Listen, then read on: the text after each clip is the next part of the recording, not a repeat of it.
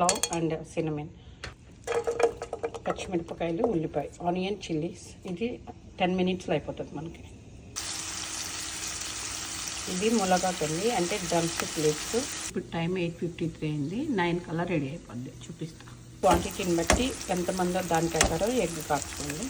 కారం as per our taste. బండి style కాబట్టి కారం కంపల్సరీ అండి. అండ్ పెప్పర్ పౌడర్ అంటే మిరియాల పొడి.